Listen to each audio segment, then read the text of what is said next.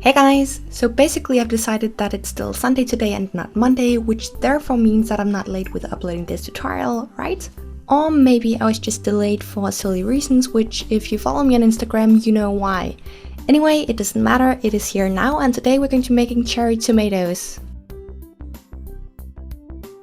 The clay I'm going to be using is red, orange, white and translucent for the tomato itself, and then some yellow, green and a tiny bit of the orange for the seeds.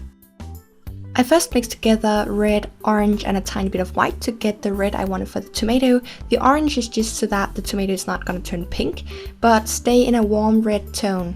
I then mix that with more white and more translucent to create a gradient effect. The three shades on the left are going to be for the outer portion of the tomato, and the three shades on the right is going to be for the center portion. To make the seeds, I first prepared the three colors, then take the yellow and roll out a snake. Add a layer of orange,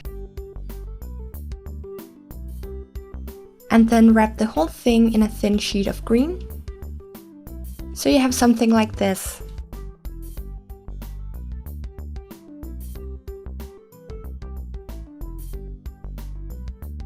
Next I took the lightest of the shades for the center portion of the tomato and made a cylinder shape. I then added a few sheets of the mid-tone to the sides.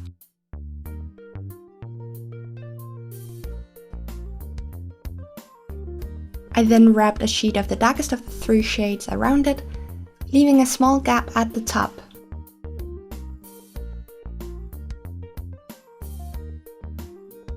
I added a small piece of the first and third shade to the top, and you basically have an apple. Next, I roll out the seeds to get the right size. I use my blade to press down one side to create a teardrop shape.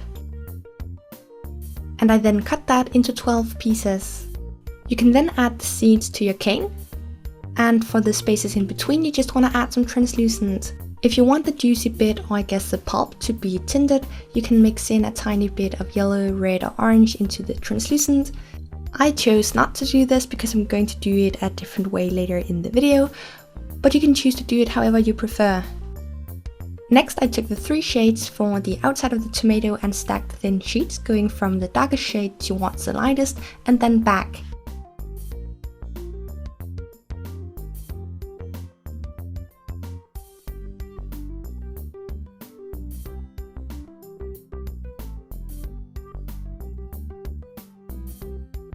Wrap that around your cane, and then I also added a small additional piece of the darker shade to the top portion. To reduce the size of the cane, you first want to gently press it all the way around.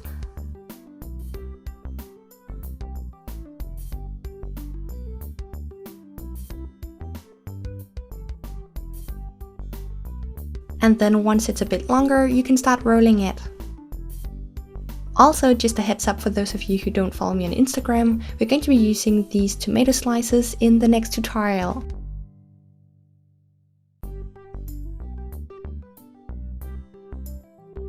Once you're done, you can cut some slices.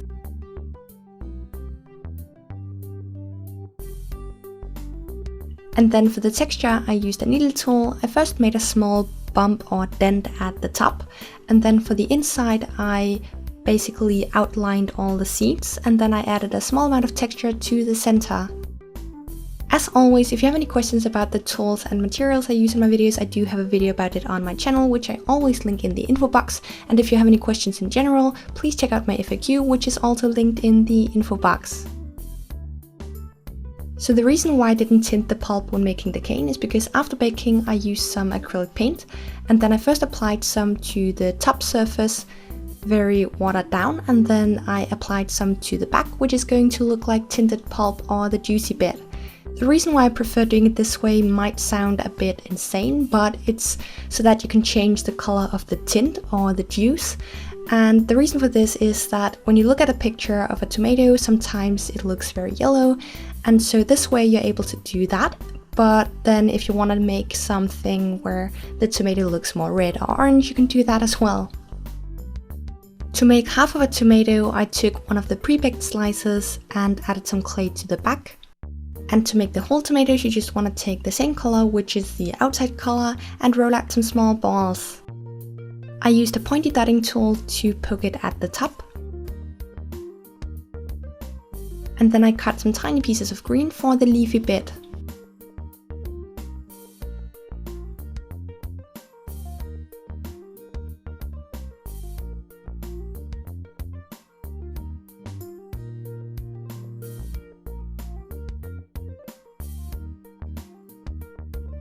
The last thing I made before baking was just a stem, which is a snake of green clay with some thinner, slightly smaller snakes attached.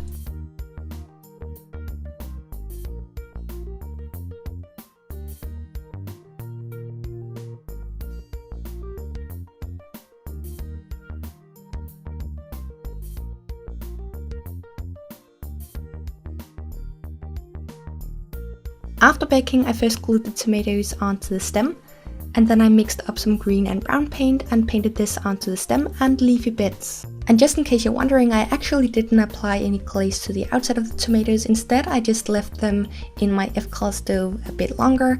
This technically means you're over baking the clay, but when using something like the translucent, I really love the effect it gives. However, I don't really recommend doing this unless you're willing to risk ruining your miniatures.